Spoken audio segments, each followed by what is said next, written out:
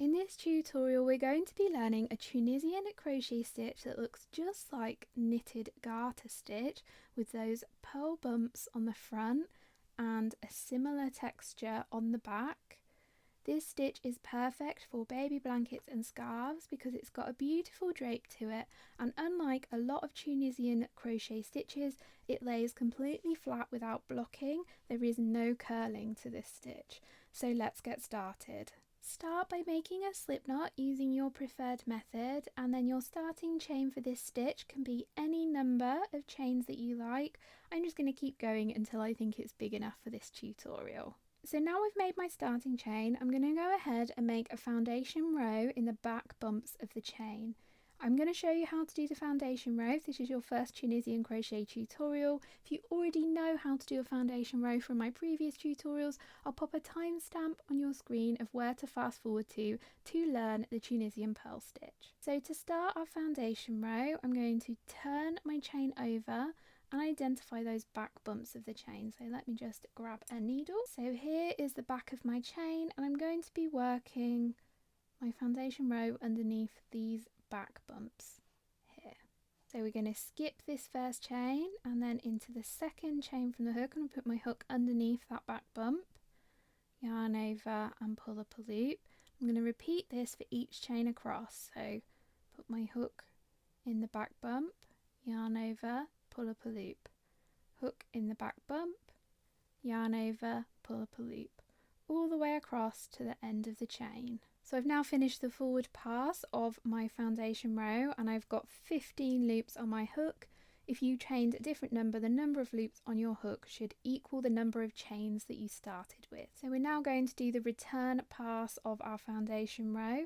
So yarn over, pull through 1, then we're going to yarn over and pull through 2 until we have 1 loop left on the hook.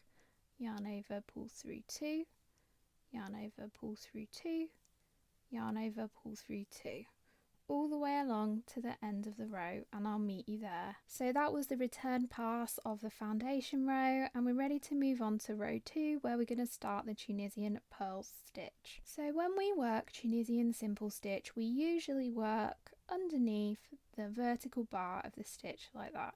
We're still going to be doing that, but we're going to be doing something different with our yarn to get the purl effect. What I'm actually going to do is I'm going to bring my yarn to the front of my work, and as you can see, the way that I hold my yarn, it doesn't really come forwards.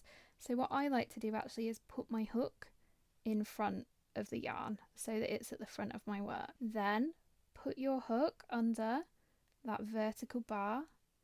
Now bring your yarn over the top of your crochet hook, yarn over and pull up a loop, and you can see we've got this stretch of yarn in front of the stitch, and that's what makes the purl stitch.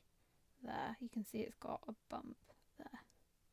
We're going to repeat this across. I'm going to put my hook behind. I'm kind of doing a yarn under here to get my yarn to the front of the work. Then I'm going to put my hook under the vertical bar of the next stitch, bring my yarn over the hook, yarn over and pull through a loop. You can see that purl bump starting to form. So again, put your hook behind the yarn like a yarn under, put your hook under the vertical bar of the stitch, bring the yarn around the hook to the back, yarn over and pull through. I'm going to show you that a few more times so we've got it in our head. So bring the yarn to the front of the hook, put your hook under the vertical bar of the next stitch, bring the yarn to the back of the hook, yarn over, pull through the loop. Put the hook to the back of the yarn, put the hook under the vertical bar, bring the yarn around to the back of the hook, yarn over, pull through the loop. So continue doing this all the way across and meet me just before you work this final stitch. So I've continued working those purl stitches all the way along, and you can see we've now got a nice ridge of purl bumps here. But I've not worked my final stitch. I recommend here doing your final stitch the same as we do in Tunisian simple stitch, just because it gives us a neater edge than if we did a purl stitch here. So to do that, put your hook underneath the 2 loops at the edge of the stitch there. Yarn over and pull up a loop to give us a nice edge stitch. Now our return pass is the same as we did in the foundation row. Yarn over, pull through 1, and then yarn over, pull through 2, all the way across until you only have 1 loop left on your hook. So now repeat that row of Tunisian purl stitches until your piece of crochet is the size you want it to be, and then come back to this tutorial and I will show you how we bind off, because we bind off a little bit differently in Tunisian purl stitch than we do for Tunisian simple stitch. So I've crocheted a few rows of Tunisian purl stitch and I'm going to show you how to cast off in Tunisian purl stitch. So we're going to work this first stitch as if we were just doing a normal purl stitch and not casting off. So yarn to the front, hook under the vertical bar, yarn to the back, yarn over, pull through. But when we pull this time, we're going to pull through 2 loops like that. So we've basically done a purled slip stitch. So I'll show you that again. So I'm bringing the yarn to the front, putting my hook under the next vertical bar, yarn to the back, then I'm going to pull my yarn through both loops.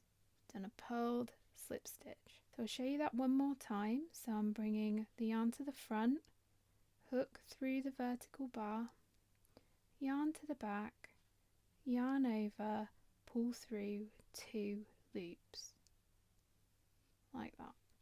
You're going to repeat that all the way along and it gives you this beautiful seamless finish. So I've worked all the way across and I've not worked my final stitch. I'm just going to do a slip stitch under both loops at the edge of the stitch, just like we do in Tunisian simple stitch, and then I can fasten off and weave in my ends.